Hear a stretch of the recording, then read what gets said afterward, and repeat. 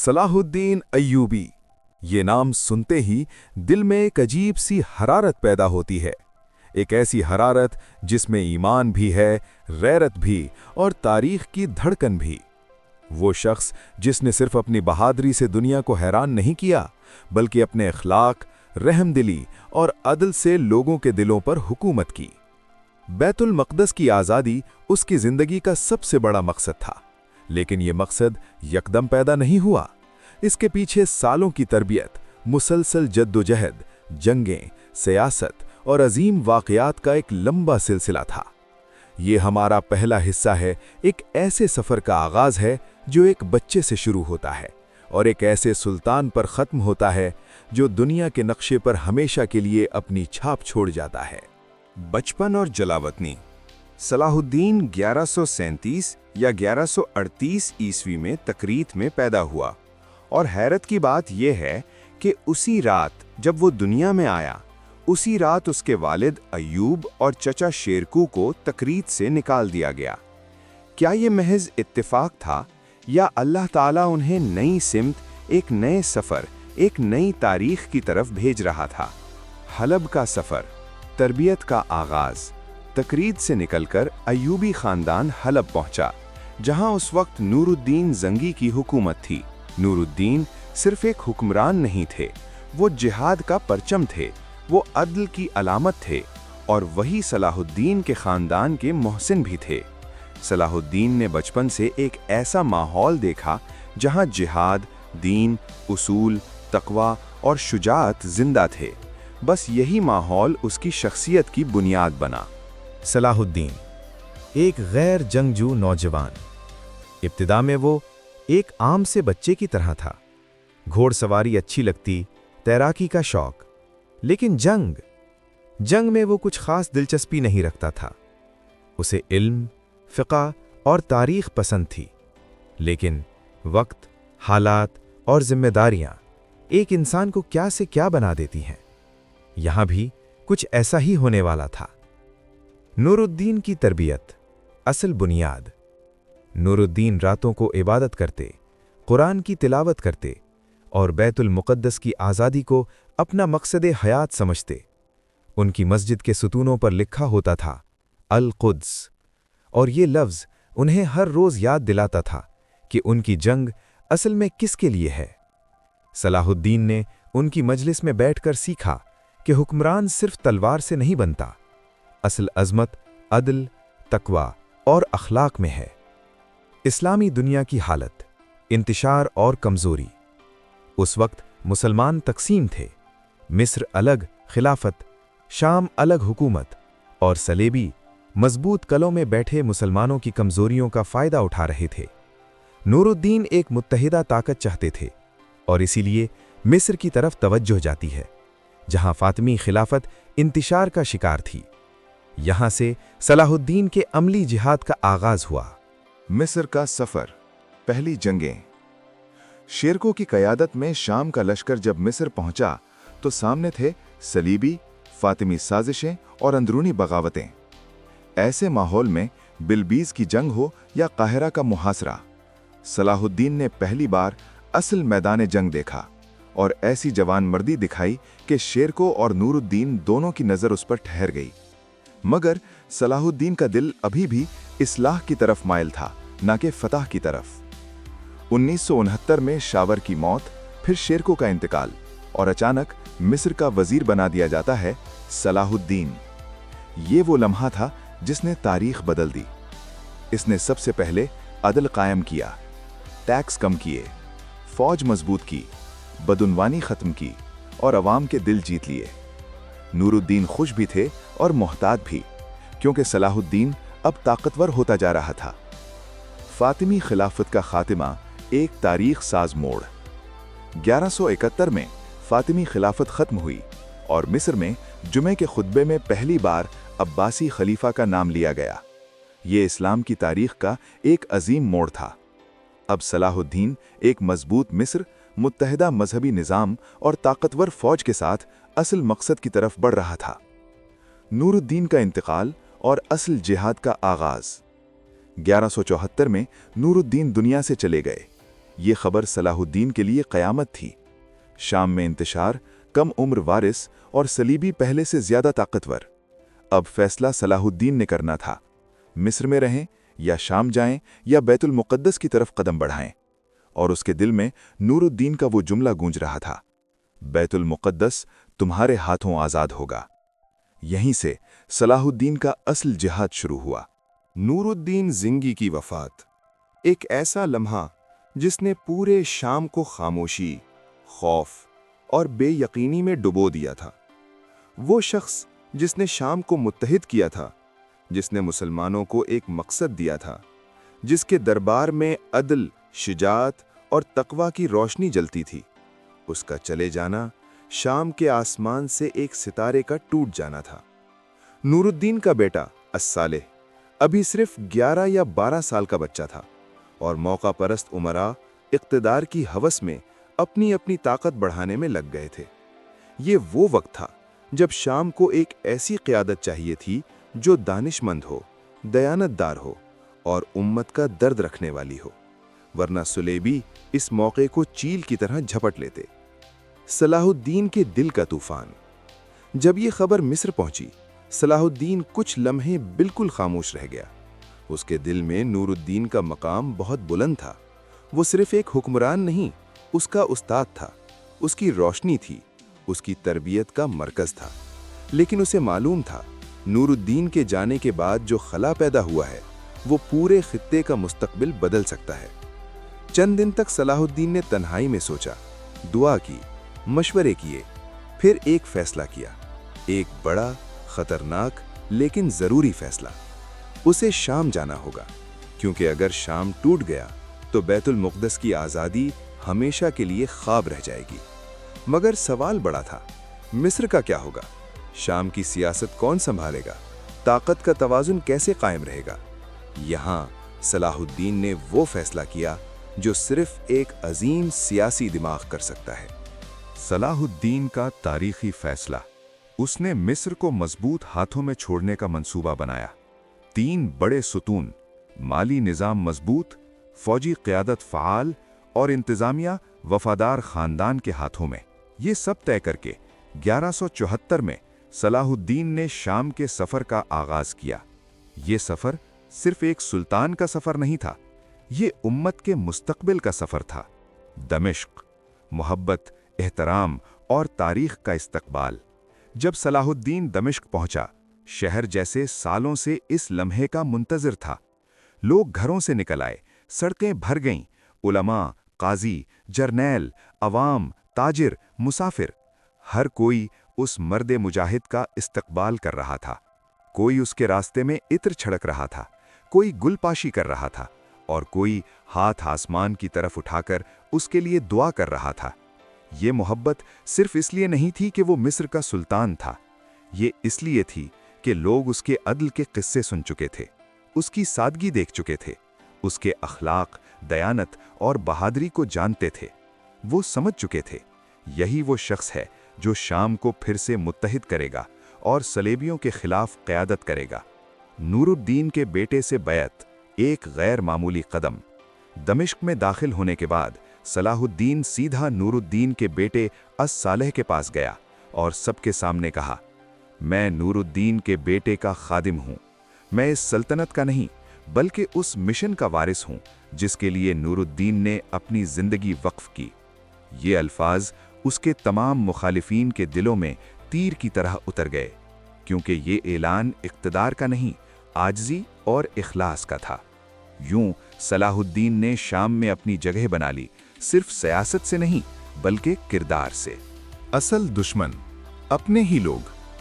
صلاح الدین کی سب سے بڑی مشکل صلیبی نہیں تھے، اصل مشکل تھے وہ مسلمان امیر جو اقتدار کی جنگ میں امت کو کمزور کر رہے تھے۔ ان میں سب سے بڑا نام حلب کے امیر کا تھا، جو نہیں چاہتا تھا کہ صلاح الدین شام میں مضبوط ہو۔ بغاوتیں، سازشیں، الزام تراشی، ہر حربہ استعمال ہوا، لیکن صلاح الدین نے کیا کیا؟ جلد بازی نہیں، اس نے پورا 1 سال صرف اصلاح میں گزارا۔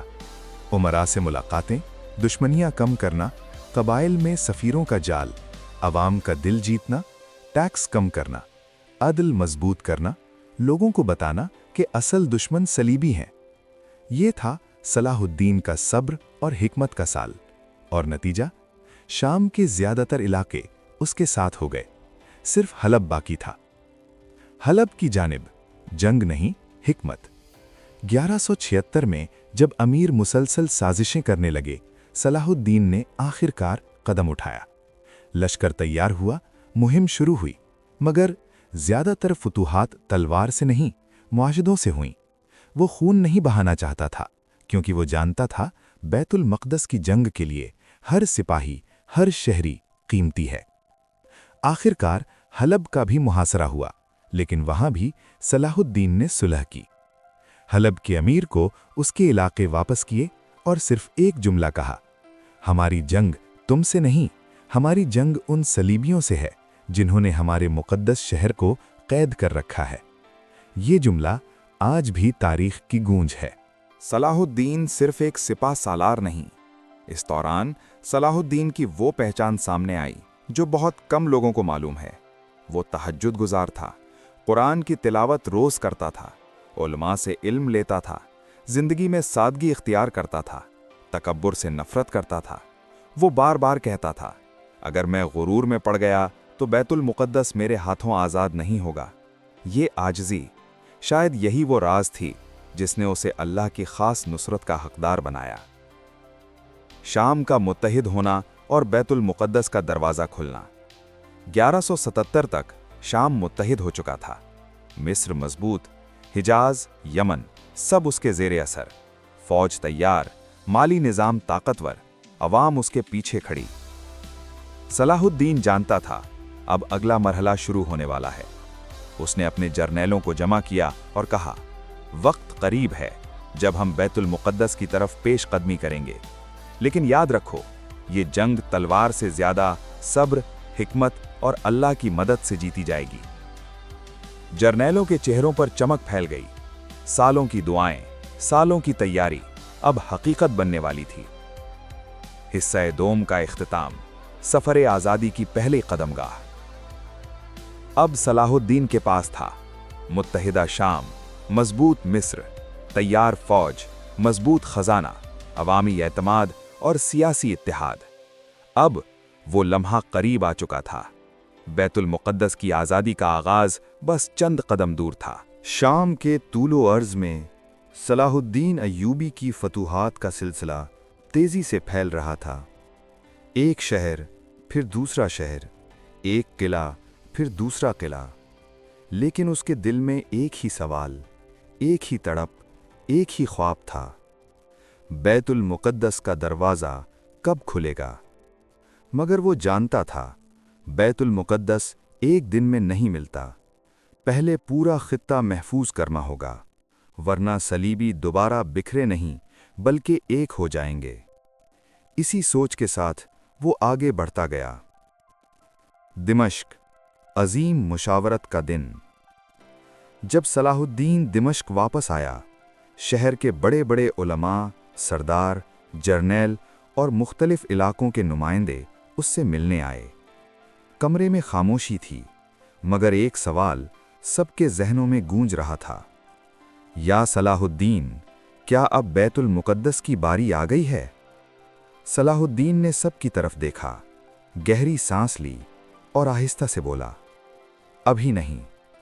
हॉल में सन्नाटा। बैतुल मुक़द्दस के रास्ते में अभी भी कई सलीबी किले खड़े हैं। जब तक वो नहीं गिरते, बैतुल मुक़द्दस की तरफ बढ़ना जल्दबाजी होगी। उसकी आवाज़ में हिकमत थी और सच्चाई भी। सब ने सर झुका लिया, फैसला कबूल कर लिया। सलाहुद्दीन का उसूल, वादा, सच्चाई, अदल। इस दौर में जब मुसलमान एक दूसरे के खिलाफ बिखर रहे थे, सलाहुद्दीन का किरदार अंधी रात में जलते चराग जैसा था। वो दुश्मन के साथ भी बदअहदी नहीं करता था। रोज उसके पास कैदी आते, सफीर आते, ताजिर आते, झगड़े आते, और वो हर फैसले में अदल करता। यही वो चीज थी जो दोस्त दुश्मन सबको हैरान कर देती। सलीबी नुमाइंदों की हैरत, एक तारीखी मुलाकात। एक रोज सलीबी नुमाइंदे उसके खैमे में आए। सलाहुद्दीन उठकर खड़ा हुआ, उन्हें इज्जत से बिठाया, पानी पेश करवाया। नुमाइंदे एक दूसरे की तरफ देखते, सलाहुद्दीन के किरदार का जिक्र करते और साथ खौफ भी महसूस करते। आखिरकार उनमें से एक बोला, हमने अपने मुल्कों में तुम्हारा खौफ फैलते देखा है, मगर यहां आकर तुम्हें देखकर हैरत होती है। काश हमारे राहब भी तुम जैसा इंसाफ करना सीखें। सलाहुद्दीन मुस्कुराया, मैं मुसलमान हूं और मेरा दीन ये सिखाता है कि अदल दुश्मन के लिए भी छोड़ना नहीं। ये अल्फाज सलीबी सफ़ीरों के दिल में हमेशा के लिए नक्श हो गए। मशरिकी बहीराए रूम, सलीबी ताकत का टूटना। सलाहुद्दीन ने एक अजीम मंसूबा बनाया। साहिली किले गिरा दो ताकि यूरोप से आने वाली कुमक उतर न सके। तराबलस, बैरूत, सीदा, हैफा, ये सब सलीबियों की समंदरी रीढ़ की हड्डी थी। सलाहुद्दीन ने अपनी फौजों को तकसीम कर दिया। कहीं वो खुद जाता, कहीं फर्ख शाह, कहीं मलिकुल आदिल, कहीं जिंगियों के पुराने जानबाज। चंद महीनों में सलीबियों की कमर टूटने लगी। सफोरिया और नासिरा, दुश्मन की बेखकनी। सफोरिया, वो जगह जहां सलीबियों ने सालों तक मजबूत चौकी कायम किए रखी थी। यहां से वो अक्सर मुसलमानों पर हमले करते थे। सलाहुद्दीन ने अपने खैमे सफोरिया के करीब लगा दिए, जासूस भेजे, रास्ते बंद किए। मुशावरत शुरू हुई। कमांडर अपनी अपनी राय देते रहे। क्या सफोरिया को फौरन घेर लिया जाए या पहले नासिरा पर कब्जा किया जाए? आखिर में सलाहुद्दीन ने फैसला दिया, सफोरिया पर बराह रास्त हमला नहीं होगा, पहले उसको तन्हा करो। जब इर्द गिर्द के किले गिर जाएंगे, सफोरिया खुद ब खुद गिर जाएगा। और यही हुआ। सफोरिया एक तन्हा टापू बन गया। दुश्मन की बेखकनी। सलाहुद्दीन, रात का दरवेश। दिन भर जंगी तदबीरें, महाज, ट्रिप्स, मुशावरती बैठकें, और रात होते ही सलाहुद्दीन बदल जाता। वो एक सिपा सालार नहीं रहता, एक दरवेश बन जाता था। देर तक इबादत, कुरान की तिलावत, दुआ, आंसू, आजिज़ी। लोग कहते थे, हमने आज तक ऐसा हुक्मरान नहीं देखा जो दिन में सल्तनत से लड़ता है और रात को अपने रब से। रेनॉल्ड की गद्दारी, आग भड़क उठती है। इसी दौरान एक ऐसा वाकया हुआ जिसने सलाहुद्दीन के दिल को हिला दिया। सलीबी सरदार रेनॉल्ड, जो पहले भी मुसलमानों के काफिलों पर हमले करता था, इस बार हद से आगे बढ़ गया। हाजियों का काफिला, बूढ़े, औरतें, बच्चे, सफ़ेद एहराम, रौज़ाए रसूल सल्लल्लाहु अलैहि वसल्लम का शौक लिए हुए लोग। रेनॉल्ड ने उन पर हमला कर दिया। लूटमार, कत्ल, बेहुरमती। जब यह खबर सलाहुद्दीन तक पहुंची, वो लरज़ उठा। गुस्से में कहा, रेनॉल्ड ने हाजियों पर हमला करके इस्लाम के दिल पर वार किया है, अब ये शख्स जिंदा नहीं बचेगा। उसके लफ्जों में आग थी, और ये आग आने वाली जंग का पेश खैमा थी। मरी और तबूक, सलीबी नक्लो हरकत का खात्मा। सलाहुद्दीन ने फैसला किया, जमीन के रास्ते बंद कर दो, तिजारती राहें महफूज करो, सलीबी सप्लाई रोक दो। चंद हफ्तों में सलीबी रसद कम हो गई, काफिले पकड़े जाने लगे, अहले शाम में जज्बा बढ़ने लगा, सलीबी सरदार परेशान होने लगे। सलाहुद्दीन ने उन्हें चारों तरफ से घेर लिया था। सफूरिया के पास सलीबियों की खुफिया मीटिंगें। इधर सलीबी सरदार इकट्ठे हुए। एक कहता, हमें यूरोप से मदद चाहिए। दूसरा कहता, हमें सलाहुद्दीन से अमन मांग लेना चाहिए। तीसरा चिल्ला उठा, हम एक दूसरे के बगैर कुछ नहीं। लेकिन हकीकत यह थी, सलीबी फौज के अंदर फूट पड़ चुकी थी, और इधर यही सलाहुद्दीन चाहता था। सलाहुद्दीन का तारीखी ऐलान, आखिरी मरहला शुरू। एक दिन खबर आई, सलीबी फौज सफूरिया से हट रही है और नई जगह जमा हो रही है। यह सुनते ही सलाहुद्दीन ने अपने जर्नैलों को बुलाया। उसकी आवाज में एक अजीब सी गहराई थी। वक्त आ गया है। अगर आज हमने उन्हें न रोका तो वो दोबारा मुत्तहिद हो जाएंगे। आज का मारिका आने वाले बड़े फैसले की बुनियाद रखेगा। जर्नेलों के चेहरे बदल गए, जज्बा भड़क उठा, क्योंकि उन्हें मालूम था अब वो लम्हा आ गया है जिसका इंतजार पूरे आलम इस्लाम ने किया था। एक जंग जो तारीख के धारे को बदल देगी। यहां से आगाज होने वाला था मारक़े हत्तीन, अगला हिस्सा। वो मारका जिसके बाद बैतुल मुक़द्दस का फैसला होना था। वो जंग जिसने पूरी दुनिया का नक्शा बदल दिया। सलाहुद्दीन अय्यूबी की मुसलसल फुतूहात सलीबियों के हौसले तोड़ चुकी थीं, लेकिन वो एक आखिरी कोशिश पर तुले हुए थे। वो कोशिश जिसका मकसद सिर्फ ये था कि मुसलमान उन्हें शाम और फलस्तीन से बाहर न धकेल दें। सलाहुद्दीन जानता था असल फैसला एक बड़ी जंग से होगा, एक ऐसी जंग जो आने वाले वक्त का रुख बदल देगी। और अब वो जंग करीब आ चुकी थी। सलीबी तहरीक का आखिरी इज्तिमा, एक खतरनाक फैसला। सफूरिया के अजीम किले में सलीबी सरदार जमा हुए। माहौल में परेशानी, बेचैनी और शिकस्त का खौफ साफ महसूस हो रहा था। बादशाह गी ऑफ लूजिनार घबराहट में टहलता रहा, फिर अचानक बोला, अगर हम आज मुसलमानों के खिलाफ न निकले तो कल बैतुल मक़दस भी हाथ से चला जाएगा। इतने में रेनाल्ड, वही जालिम सरदार, उठा और गुरूर से चीखा, मुसलमान कमजोर हैं, अगर हम सफूरिया से निकले तो सलाहुद्दीन भाग जाएगा। मगर यह सिर्फ गुरूर नहीं था, यह खौफ की चिंगाड़ थी। कुछ अक्लमंद सरदार बोले, ये सहरा है, सलाहुद्दीन ने पानी के चश्मे घेर लिए हैं, प्यास हमें मार डालेगी, सफूरिया छोड़ना तबाही है। लेकिन बादशाह कमजोर, रेनाल्ड जहरीला, और नतीजा वही निकला। हम बाहर निकलेंगे और फैसला कुन जंग करेंगे। ये फैसला सलीबियों के जवाल का आगाज था। अधर सलाहुद्दीन अपने खैमे में था। जासूस आते जाते इत्तलात देते रहे। एक सवार हाँपता हुआ आया, या सलाहुद्दीन, सलीबी सफूरिया से निकल आए हैं, वो हित्तीन की तरफ बढ़ रहे हैं। सलाहुद्दीन ने आसमान की तरफ देखा, गहरी सांस ली और बोला, अल्लाहु अकबर, बरसों का इंतजार अब खत्म होने को है।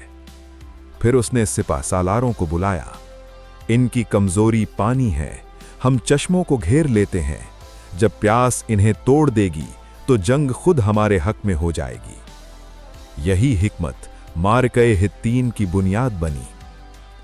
मुसलमानों की फौज ईमान और जज्बे से लबरेज थी। सफ़ें तरतीब दी गईं। मिस्र के जामबाज, शाम के कबाइल, जजीरा अरब के तीरंदाज, कुर्द घुड़सवार, जंगी सिपाह, अमीर हिसामुद्दीन, अमीर तकीउद्दीन और खुद सलाहुद्दीन अय्यूबी। सुबह के वक्त तकबीरों की गूंज बुलंद हुई, अल्लाहु अकबर, अल्लाहु अकबर। ये आवाजें पहाड़ों से टकराकर सलीबियों तक पहुंच रही थीं। सलीबी फौज की सबसे बड़ी कमजोरी सामने आ गई थी। न पानी, न शदीद गर्मी, न भारी जरें हैं, न लंबा सफर, और मुसलमानों की मुसलसल घातें। मुसलमानों के घुड़सवार तीर बरसाते और वापस पलट जाते। सलीबी आगे भी नहीं बढ़ सकते थे, पीछे भी नहीं हट सकते थे। रात तक वो टूट चुके थे। उनके लश्कर में कराहें सुनाई देने लगीं। मुसलमानों की रात, तकबीरें और इबादत।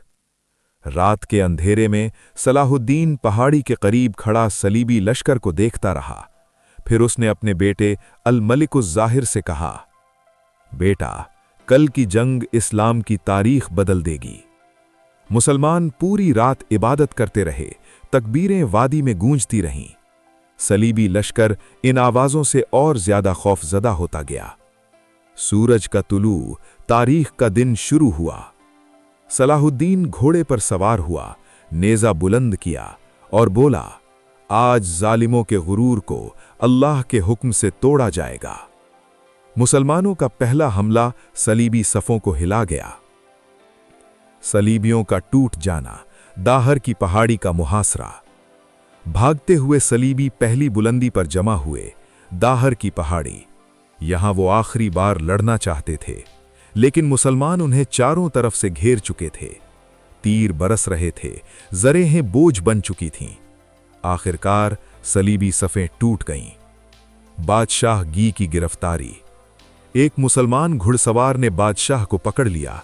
वो चीखा, मुझे कत्ल न करना, मैं बादशाह हूं। उसे सलाहुद्दीन के सामने लाया गया। सलाहुद्दीन ने उसे पानी पेश किया। ये उसकी शान थी। फिर रेनाल्ड को लाया गया, वही जालिम, हाजियों का कातिल। वो कांप रहा था। सलाहुद्दीन ने तलवार हाथ में ली और बोला, तूने अल्लाह के मेहमानों पर हमला किया, आज तू अपने जुर्म का अंजाम देखेगा। एक वार और रेनाल्ड वासिले जहन्नुम। मुसलमानों के नारे गूंज उठे, अल्लाहु अकबर। सलीबी झंडे का गिर जाना। यूरोप का मशहूर सूरज वाला झंडा आखिरकार जमीन पर आ गिरा। मैदान में सिर्फ एक ही आवाज थी, अल्लाहु अकबर, अल्लाहु अकबर। सलाहुद्दीन सजदे में गिर पड़ा। फतह के बाद रहमत, कैदियों से हुस्ने सुलूक। हजारों सलीबी कैदी लाए गए। प्यासे थे, जख्मी थे, थके हुए थे। सलाहुद्दीन ने हुक्म दिया, किसी पर जुल्म न हो, बच्चों और औरतों को अलग रखा जाए और सबको पानी दिया जाए। ये इखलाक, ये इंसाफ सलीबियों के लिए नाकाबिले यकीन था। मारके हित्तीन के नताइज, तारीख बदल गई। सलीबी ताकत टूट गई। साहिली किले गैर महफूज हो गए। यूरोप में सफ़े मातम बिछ गई। मुसलमान पहली बार बैतुल मक़दस के दरवाजे तक पहुंच गए। और सबसे अहम, हित्तीन बैतुल मक़दस की फतह का दरवाज़ा था। अब सिर्फ एक सवाल बाकी था, क्या सलाहुद्दीन अय्यूबी बैतुल मक़दस फतह कर सकेगा? अगला हिस्सा, फतह बैतुल मक़दस, तारीख का सुनहरी बाब। मारके हित्तीन की गूंज पूरे मशरिक़ और मग़रिब में फैल चुकी थी। मुसलमानों के दिल खुशी, उम्मीद और शुक्र से भरे हुए थे, जबकि सलीबी दुनिया मुकम्मल तौर पर मातम में डूब चुकी थी। हित्तीन में टूटा हुआ सलीबी हुरूर अब फिर से खड़ा होने के काबिल नहीं था, और सलाहुद्दीन जानता था कि अब वक्त ज़ाया करना मुनासिब नहीं। फैसला कुन मरहला बहुत करीब था। बैतुल मक़दिस, बाब दोयम। हित्तीन के बाद किलों का एक एक करके गिरना। मारका हित्तीन के फौरन बाद सलाहुद्दीन ने अपनी फौज को 3 हिस्सों में तकसीम किया। एक हिस्सा साहिल की तरफ, एक शुमाली किलों की तरफ और तीसरा हिस्सा खुद सलाहुद्दीन के साथ। मकसद वाज़ेह था, सलीबियों को दोबारा मुनज़्ज़म होने का कोई मौका नहीं दिया जाएगा। अक्का की फतह। अक्का सलीबियों का समंदरी दरवाज़ा, यूरोप की सप्लाई लाइन। जैसे ही मुसलमानों ने शहर को घेर लिया, सलीबियों के हौसले बैठ गए। चंद ही दिनों में अक्का ने हथियार डाल दिए। ये एक फैसला कुंदार था। सूर, टायर, वाहिद शहर जो हाथ ना आया। सूर वो शहर था जहां सलीबियों का आखिरी मजबूत ग्रुह पनाह ले चुका था। सलाहुद्दीन ने उसे भी मुहासरे में लिया, लेकिन बुलंद दीवारें, समंदर से खुला रास्ता और ताज़ा सलीबी दस्ते शहर को बचाने में कामयाब रहे। ये वाहिद शहर था जो ना गिर सका, लेकिन सलाहुद्दीन के पूरे मिशन पर इसका कोई असर नहीं पड़ा, क्योंकि बाकी तमाम रास्ते, तमाम किले, तमाम बंदरगाहें मुसलमानों के कब्जे में आ चुके थे। बैतुल मक़दस के रास्ते साफ हो गए। मुस्लिम लश्कर एक तक़द्दुस से भरे सफ़र पर निकल चुका था। हर सिपाही जानता था, ये सिर्फ फतह नहीं, एक मुक़द्दस जिम्मेदारी है। जैसे जैसे बैतुल मक़दस की फसीलें करीब आती गईं, सिपाहियों की आंखें नम होती गईं। कोई दुआ मांगता, कोई आसमान की तरफ देखकर कहता, या अल्लाह, हमें वो दिन दिखा दे जब हम यहाँ सजदा करेंगे। सलीबियों के चर्चों में खौफ की घंटियां। शहर के अंदर खौफ की फिजा थी। पादरी, प्रीस्ट हिराकियस और सलीबी सरदार जानते थे, 1 मुसलमान आ रहे हैं, 2 सब रास्ते बंद हो चुके हैं, 3 यूरोप से मदद अब कभी नहीं आएगी। चर्चों की घंटियां बज रही थीं, लेकिन खौफ छुप नहीं रहा था। बैतुल मक़दिस का मुहासरा, फैसला कुन घड़ी। सलाहुद्दीन ने शहर को चारों तरफ से घेर लिया। पानी पर मुकम्मल कंट्रोल, खाना बंद, सलीबी फौज कमज़ोर, शहर में भूख और खौफ। लेकिन सलाहुद्दीन ने हुक्म दिया, عورتوں، بچوں اور غیر مسلح لوگوں کو نقصان نہ پہنچایا جائے۔ ہم وہ نہیں جو انہوں نے 90 سال پہلے کیا تھا۔ یہ آواز پورے لشکر میں گونج گئی۔ صلاح الدین اور بالیان کی ملاقات۔ چند دن بعد صلیبی نمائندہ بالیان لرزتی آواز میں صلاح الدین سے ملا۔ وہ بولا، ہم لڑ نہیں سکتے اور ہتھیار ڈالیں تو اپنے لوگ ہمیں قتل کر دیں گے، ہمیں رعایت چاہیے۔ صلاح الدین خاموشی سے سنتا رہا۔ بالیان نے ایک اور درخواست کی، شہریوں کو قتل نہ کیا جائے۔ یہ سن کر تاریخ کے زخم تازہ ہو گئے۔ 90 سال پہلے جب صلیبیوں نے اسی شہر میں 70,000 مسلمانوں کو ایک دن میں قتل کر دیا تھا، لیکن صلاح الدین نے نرم لہجے میں کہا، اسلام ہمیں ظلم کی اجازت نہیں دیتا، تم سب محفوظ رہو گے۔ یہ سن کر بالیان کی آنکھوں سے آنسو بہہ گئے۔ دروازہ کھلنے کا اعلان۔ مذاکرات کے بعد فیصلہ ہوا، شہر لڑائی کے بغیر مسلمانوں کو دے دیا جائے، عوام محفوظ ہوں گے، جو جانا چاہے جا سکتا ہے، گرجوں اور عبادت گاہوں کو کوئی نقصان نہیں پہنچے گا۔ شہر میں سکون چھا گیا۔ سب جان گئے یہ صلاح الدین اصل مسلمان حکمران ہے۔ 27 رجب بیت المقدس کے دروازے کھل گئے۔ وہی رات جس میں واقعہ معراج ہوا تھا۔ دروازے کھل گئے اور مسلمان 90 سال بعد اس مقدس شہر میں داخل ہوئے۔ نہ کوئی قتل، نہ لوٹ مار، نہ انتقام، صرف عزت، رحم اور انصاف۔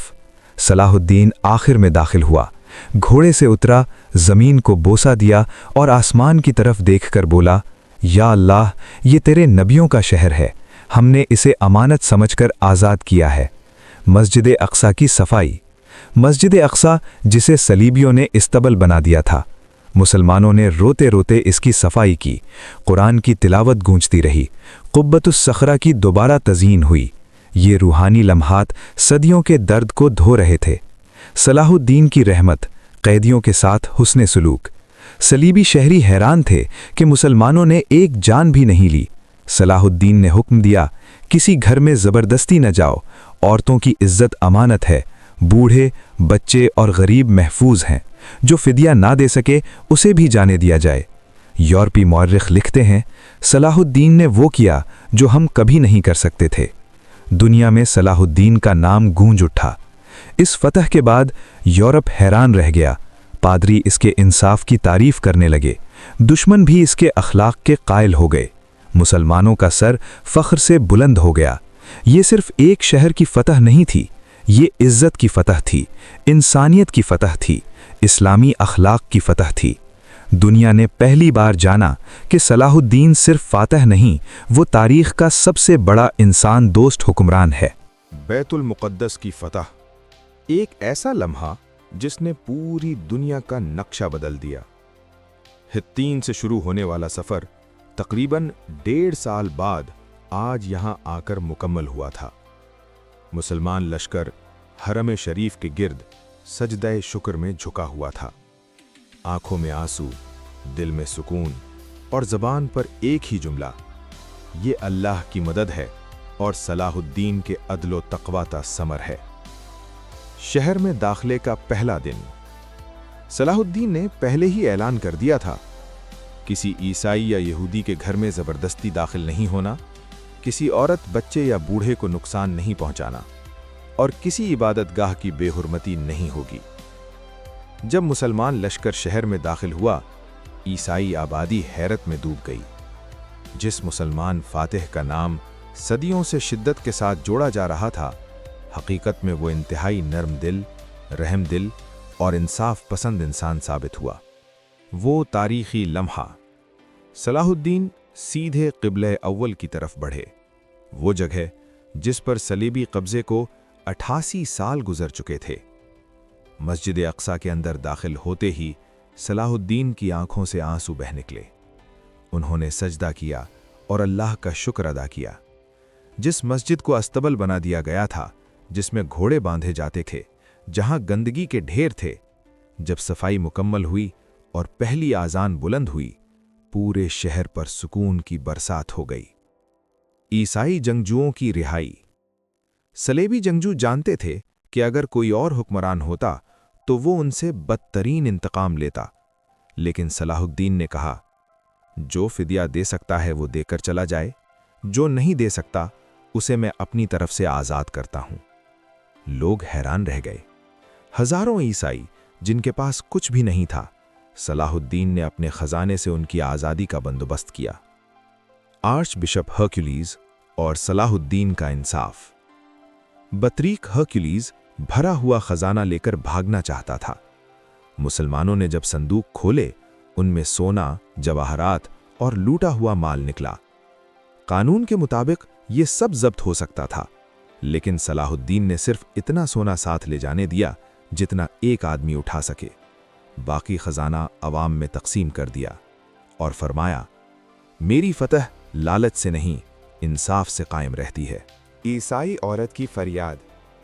ایک عیسائی عورت روتی ہوئی آئی، مسلمان سپاہیوں نے میرے بچے لے لیے ہیں، میں ماں ہوں، مجھے میرے بچے واپس دے دو۔ حالانکہ بچوں کو غلام سمجھ کر خرید لیا گیا تھا۔ صلاح الدین فوراً اٹھ کھڑے ہوئے، خود بازار گئے، بچوں کو ڈھونڈا، سپاہیوں سے بات کی اور اپنے پیسے سے دونوں بچے خرید کر ماں کے حوالے کر دیے۔ عورت کی آنکھوں سے آنسو جاری ہو گئے۔ وہ کہنے لگی، اگر یہ تمہارا کردار ہے تو ہم غلط تھے جو تمہیں ظالم کہتے رہے۔ شہر میں مکمل امان۔ صلاح الدین نے اعلان کیا، گرجا گھروں کو ہاتھ نہیں لگایا جائے گا، کسی کو زبردستی مسلمان نہیں بنایا جائے گا۔ جو رہنا چاہے امن سے رہے، جو جانا چاہے حفاظت کے ساتھ جا سکتا ہے۔ یورپ حیران رہ گیا۔ کچھ دہائیوں پہلے جب صلیبی آئے تھے، انہوں نے صرف ایک دن میں 70,000 مسلمان قتل کر دیے تھے، اور آج ایک مسلمان فاتح بلا امتیاز سب کو امن دے رہا تھا۔ شہر کی آباد کاری۔ صلاح الدین نے حکم دیا، علماء کو بلایا جائے، عدالتیں قائم کی جائیں، بیت المقدس کی مکمل مرمت ہو، مدارس اور درسگاہیں دوبارہ آباد ہوں، بیت المقدس کے گرد قلعے مضبوط کیے جائیں۔ وہ جانتے تھے یورپ دوبارہ آئے گا، اور آیا بھی، لیکن یہ بات کی کہانی ہے۔ یورپ میں صلاح الدین کا چرچا۔ بیت المقدس کی فتح نے پورے یورپ کو ہلا دیا۔ پادری چیختے ہوئے کہتے، ایک مسلمان بادشاہ نے ہمارا مقدس شہر چھین لیا ہے، مگر ساتھ ہی یورپی مورخ ماننے پر مجبور تھے، صلاح الدین وہ فاتح ہے جو دشمنوں کے ساتھ بھی انسانیت سے پیش آتا ہے۔ یہاں تک کہ رچرڈ شیر دل نے بھی کہا، صلاح الدین، تم جنگ کے بہترین سپہ سالار اور امن کے بہترین انسان ہو۔ آخری بات، بیت المقدس کی فتح صرف ایک میدان جنگ کی جیت نہیں تھی، یہ اخلاق کی فتح تھی، انسانیت کی فتح تھی، عدل اور رحم کی جیت تھی، اور یہی وجہ ہے کہ صلاح الدین ایوبی کا نام آج بھی دنیا بھر میں عزت، محبت اور احترام سے لیا جاتا ہے۔